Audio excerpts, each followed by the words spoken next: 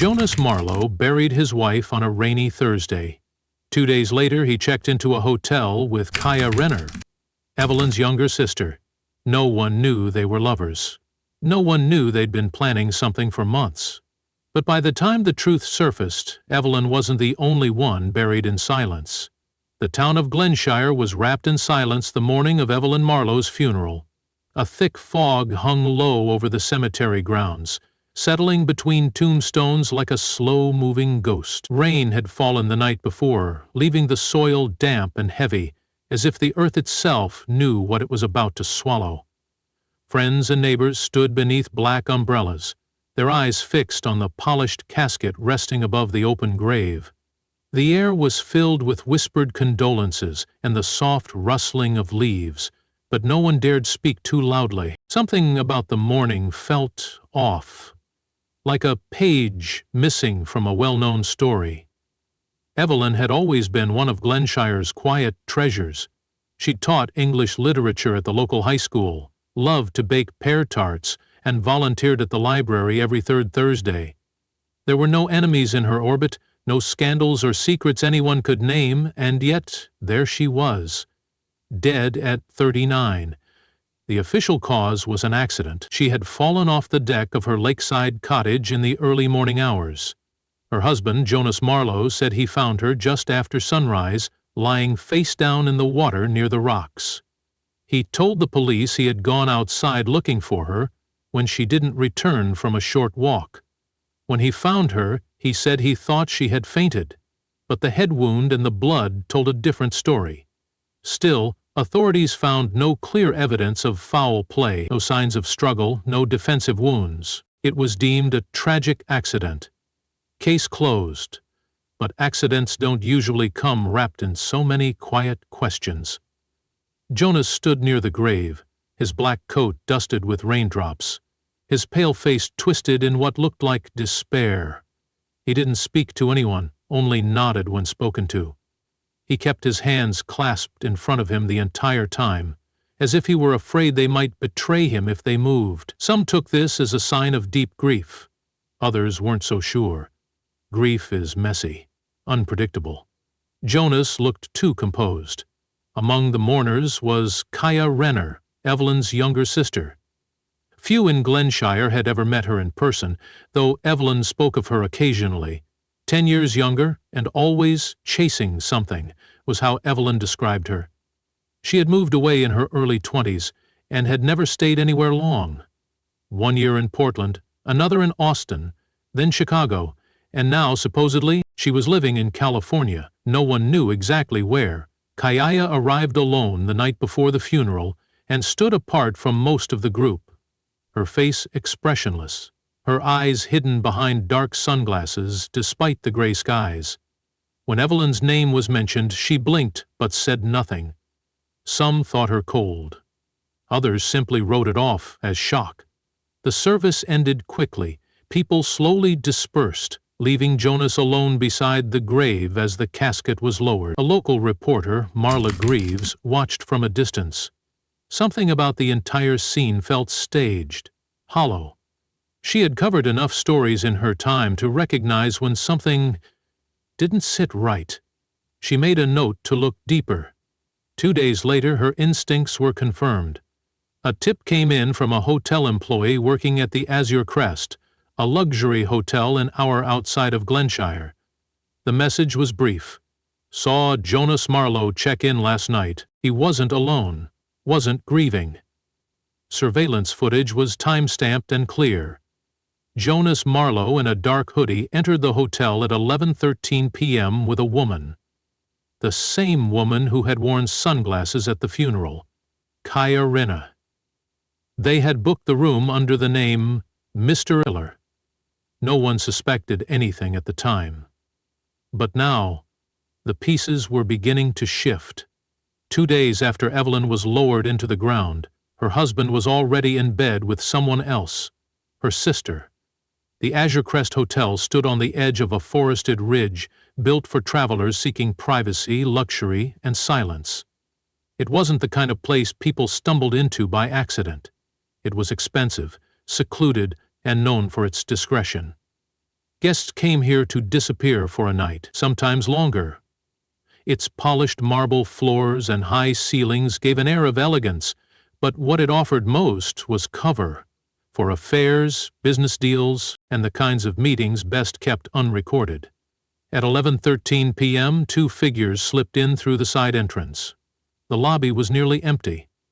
The man walked ahead, his baseball cap low over his brow. The woman followed closely, her long black coat brushing the floor as she moved. Her face was partially covered by a scarf, even though the summer heat outside still lingered. Together they approached the front desk, speaking softly. The reservation was under the name Keller, paid in cash. No ID was shown, no questions were asked. The desk clerk handed them a key card for room 607 and looked away. But what neither of them noticed was the discreet security camera mounted behind the potted fern above the concierge desk. The lens followed them as they took the elevator to the top floor, the doors closing with a soft chime. The next morning, the footage was quietly copied to a flash drive by a junior employee named Harper Dunn. She had recognized the man immediately from a local newspaper article about the sudden death of Evelyn Marlowe. Jonas's photo had accompanied a short obituary and a statement from the police declaring the incident an accident, but Harper had a sharp eye and a sharper instinct. People who grieve don't usually sneak into a hotel with a new woman, especially not one who had stood weeping at the front of a grave only 2 days earlier. What disturbed Harper most wasn't the affair itself. People move on. Some move on fast. What chilled her was the secrecy, the urgency. Jonas hadn't just brought Kaia there for comfort. They hadn't looked like mourners. They had looked like conspirators. The footage made its way to Marla Graves, the persistent local reporter, who'd already felt something wasn't right. When she reviewed the video, she paused it frame by frame. The resolution was grainy, but the body language was clear. Jonas reached out for Kaia in the elevator, his hand on the small of her back, a gesture not of sympathy but familiarity. When the doors opened, they stepped into the hallway, their shoulders almost touching. The details were subtle but damning.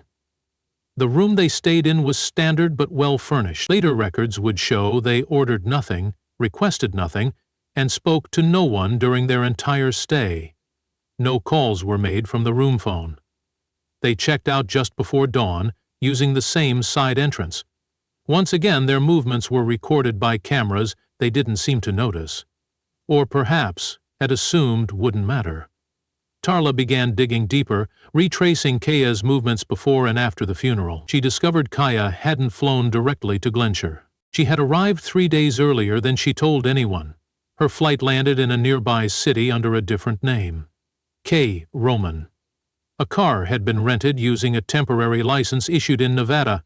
It became clear Kaia hadn't come just to grieve. She had come to meet Jonas. The quiet town buzzed beneath the surface as whispers began to spread. People wondered aloud in hushed tones at the grocery store and the post office. Evelyn's grave was still fresh, the flowers barely wilted, and already a scandal was unraveling. But this was more than gossip. There was a pattern forming, one that pointed towards something premeditated. Still, the biggest question hung over it all like a shadow. If Evelyn's death wasn't an accident, then what had really happened that night by the lake, and how long had Jonas and Kaia been planning to erase her? The town's attention was now fully drawn to the strange and unsettling relationship between Jonas Marlowe and Kaia Renner.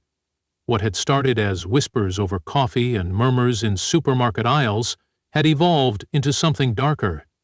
Suspicion was no longer a question of if, but how deep. As journalist Marla Graves continued her investigation, she followed the trail not just of deceit, but of desperation. What she uncovered next would shift the story from sordid betrayal to something far more sinister. Her search led her to the county clerk's office, a beige building that hadn't been renovated since the 1980. It was there, in a dusty filing room lit by a single buzzing bulb, that she unearthed Evelyn Marlowe's updated will.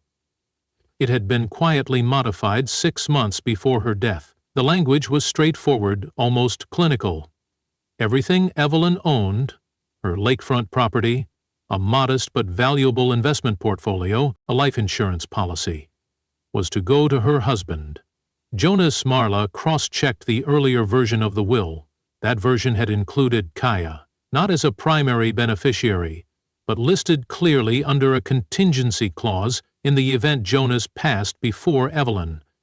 In the new version, Kaia's name was gone. Erased, that detail alone wouldn't raise alarms, but when paired with what came next, it became a critical clue.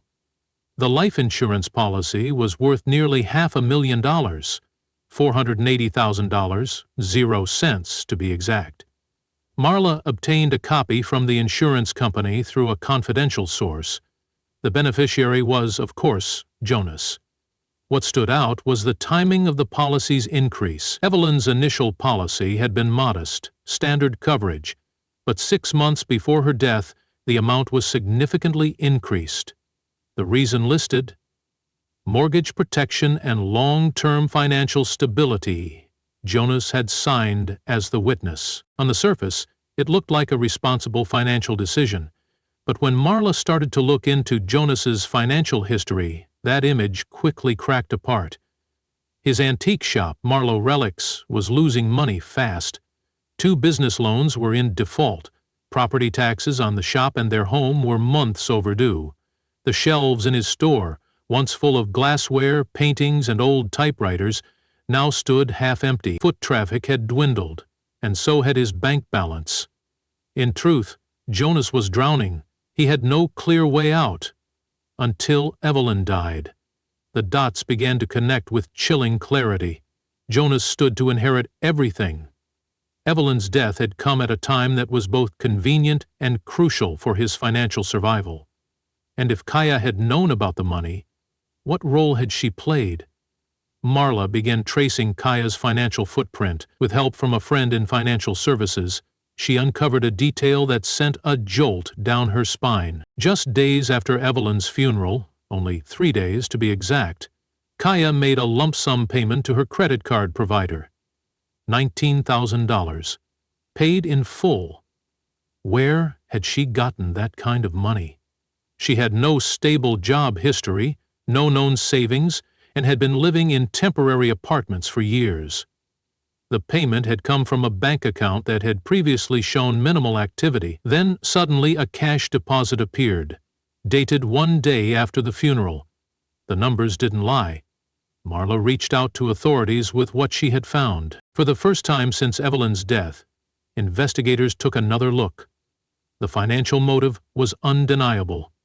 Jonas was sinking, and Evelyn's life insurance had thrown him a lifeline. Kaia, once overlooked, now appeared to be a key player in a much colder, calculated plot. This wasn't just a tragic accident followed by an inappropriate affair.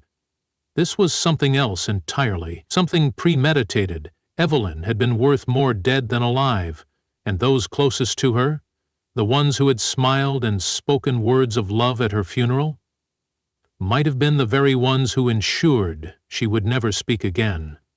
The lakefront cottage where Evelyn Marlowe died had sat silent since her passing, windows shuttered and doors locked. At first glance it was a peaceful place, nestled between tall pines with a quiet dock stretching over the rippling water. But beneath the calm surface was a scene that hadn't been properly understood until forensic technician Derek Vaughn stepped onto the property. Derek was new to Glenshire's investigative team, brought in from a larger city department for a 6-month rotation. With no personal ties to the Marlowe case and no assumptions, he was free to examine everything from a fresh perspective. Something about the original reports bothered him. He'd read the police file twice and noticed small things that didn't sit right. The description of Evelyn's fall didn't match the injuries. The phrasing was vague, and the photos, especially the ones from the scene, were more telling than anyone had realized.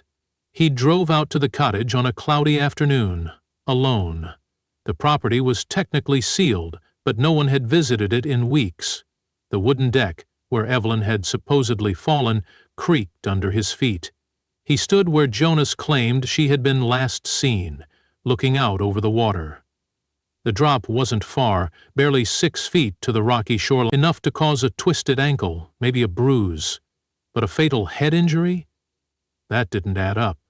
He reviewed water level records from the local reservoir authority and found something striking. On the day of Evelyn's death, the lake had been unusually shallow, only about 18 inches deep near the dock, not nearly enough depth to cushion a fall. If Evelyn had truly tripped and landed head first, the injury would have been different, more consistent with blunt force, not a long, linear gash. Then there were the bruises. The original autopsy had noted them briefly, on her upper arms, faint but visible. At the time they were attributed to the fall, but Derek had seen injuries like that before. They weren't from a fall. They were grip marks, consistent with someone grabbing her from behind or trying to hold her still. He requested permission for a secondary autopsy. It wasn't common, and he knew it would draw attention, but his instincts told him something had been missed. The results came back within a week, and they changed everything. Teeny hemorrhages around Evelyn's neck were found. Subtle but present. Not enough to strangle, but enough to restrict airflow. Defensive wounds were absent, which meant she may have been caught off guard, possibly unconscious or disoriented, before she was placed in the water place. Not following Jonas's story, that he had found her floating face down after a walk, suddenly seemed rehearsed. Too clean, too convenient. Derek went back through photos of the inside of the house.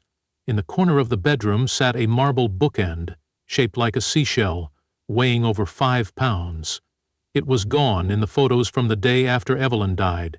A seemingly insignificant object, yet it had been visible in real estate photos taken months earlier. A search of the house and surrounding property turned up nothing. Had it been used as a weapon? A few neighbors had reported hearing a sharp noise around midnight the night Evelyn died, but it had been dismissed as wildlife. Derek noted the time and cross-checked it against Jonas's timeline.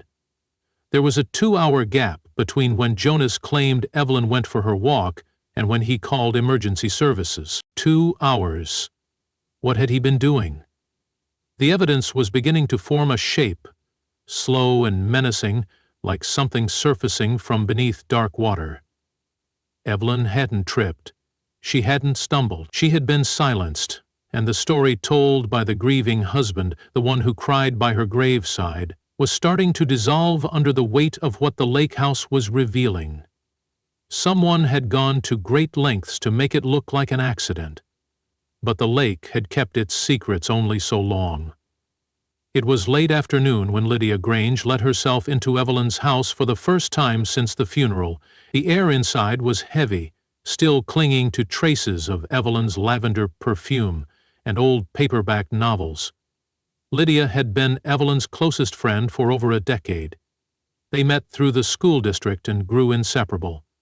2 quiet souls bound by book club meetings, garden sales, and long walks around the lake. So when Jonas asked if she would help sort through Evelyn's belongings, she agreed, though part of her dreaded what she might find. The house felt like Evelyn had simply stepped out and never returned. Her reading glasses still rested on the edge of the kitchen counter. A half-written grocery list was pinned to the fridge. Everything was too intact, too undisturbed. As Lydia moved through the rooms, packing books into boxes and folding sweaters into bags, she felt a growing unease. It wasn't just grief. It was the quiet awareness that something had gone deeply wrong. She reached the bedroom last. The dresser drawers were mostly empty, likely already rifled through by Jonas. But the third drawer stuck slightly as she pulled it open. Inside were socks and a few scarves, nothing unusual, until she spotted an envelope tucked in the far back corner, wedged tightly behind a lining that had peeled away from the wood. It wasn't labeled, no writing, just a single flat envelope. Lydia opened it with trembling hands. Inside was a photograph. Not recent, but not old either. In it, Jonas stood shirtless on a beach, his arm around a woman in a wide-brimmed hat. The woman was Kaia. They weren't simply posing, they were laughing, pressed close together, their feet in the surf. It looked like a couple on vacation. Lydia turned it over. On the back, Evelyn's handwriting. Coronado 6 months before. The date stunned her. That trip had been planned for Evelyn's birthday. She remembered Evelyn talking about it, saying Jonas had to cancel last minute. Evelyn had gone alone to visit an aunt in Arizona instead. But here was photographic proof. Jonas had gone, just not with Evelyn. Lydia brought the envelope straight to Marla Greaves. Marla knew instantly what it meant. Until now, the theory of an affair had been based on hotel footage and suspicious timeline, but this was different. This was physical proof that the relationship between Jonas and Kaia had not begun in the shadow of Evelyn's death. It had been alive while Evelyn was still here. And Evelyn had known. The photograph's existence changed the scope of everything. Why had she hidden it? Why not confront Jonas? Marla dug deeper, hacking through Evelyn's laptop with help from a tech-savvy friend. What they found was more than Marla could have expected. A draft email saved in her outbox, written just 9 days before her death. The email was addressed to a legal firm out of town, Reynolds and Heath LLP, and in it, Evelyn described her growing suspicions. She wrote about noticing odd behavior, secretive phone calls, money missing from their joint account. Most damning, she mentioned that she had discovered proof, a photo I didn't know he had taken, and was seeking advice on how to change her will without alerting Jonas. The email was never sent. It had been typed, saved, forgotten, or perhaps someone had seen it before she could act. This discovery rewrote the narrative again. Evelyn had been afraid. She had wanted to act, but something stopped her. Was it fear? Hesitation? Or had someone intervened? Marla began piecing together a timeline. Jonas had motive, Kaia had motive. Both stood to benefit from Evelyn's death, financially, emotionally, even logistically. If Evelyn had changed her will, Jonas could have lost everything.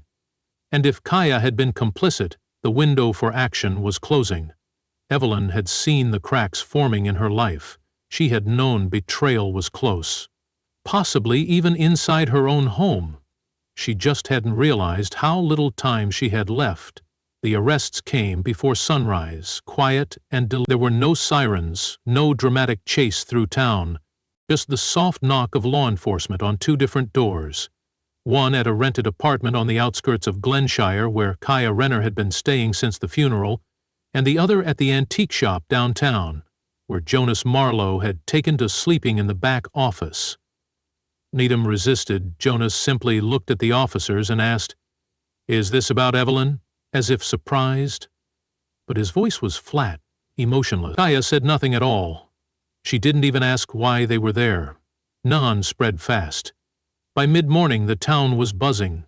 The idea that Evelyn's death might have been something other than a tragic accident had always lingered beneath the surface like a bad taste in the mouth.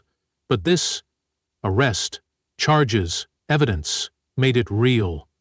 Suddenly, people who had cried at Evelyn's funeral were recalling things they had pushed aside, the way Jonas barely looked anyone in the eye, how Kaia had left the cemetery early, how the 2 were never seen together at the reception afterward. It had all been there, hiding in plain sight. Charges were filed swiftly. Jonas was accused of first-degree murder, with the prosecution alleging premeditation fueled by financial desperation. Kaia was charged as a co-conspirator, aiding and abetting both before and after the crime. The prosecution's theory was chilling. The 2 had been romantically involved long before Evelyn's death. When Evelyn discovered the affair and took steps to remove Jonas from her will, the pair realized they stood to lose everything, so they acted methodically, ruthlessly. The case went to trial within the year, and the courtroom was filled every day. Neighbors, teachers, local reporters, everyone wanted to see how the truth would unfold. But Jonas never took the stand. He showed no emotion, his face a cold mask, even as the prosecution laid out the timeline, the change in the will, the forged insurance documents. the deepening financial hole, the deleted drafts from Evelyn's laptop, the photo hidden in the drawer. Each piece of evidence stacked up like bricks around him, forming a wall too high to climb. Kaia's defense tried to paint her as a bystander, a woman manipulated by a grieving man, caught in a whirlwind of emotion. But the prosecution had the receipts, the sudden debt payoff, the alternate identity used at the hotel, the cash deposits. It was too much to ignore. The jury deliberated for just under 4 hours. Guilty. On all counts, Jonas was sentenced to life in prison without the possibility of parole. Kaia received 20 years. She showed her first sign of emotion only when the sentence was read, a single tear running down her cheek. She didn't look at Jonas. He didn't look at her. Afterward, reporters asked the lead investigator what had finally cracked the case. He said it wasn't any one thing. It was the story itself. The pieces didn't fit together until someone took the time to listen to the silence between the lies. Evelyn's lakehouse was eventually sold. The deck was rebuilt. A new family moved in, unaware of the history buried there. The town tried to move on, but the memory of Evelyn lingered. Quiet and ghost-like in every classroom she once taught in, and every corner of the library she had volunteered for. People still speak of her in hushed voices, not because they've forgotten, but because they remember too well that even the calmest waters can hide something dark beneath. And sometimes it takes a funeral to reveal the faces that were masked in life. Evelyn had died thinking love was sacred. She never imagined the danger lived within the arms that once held her.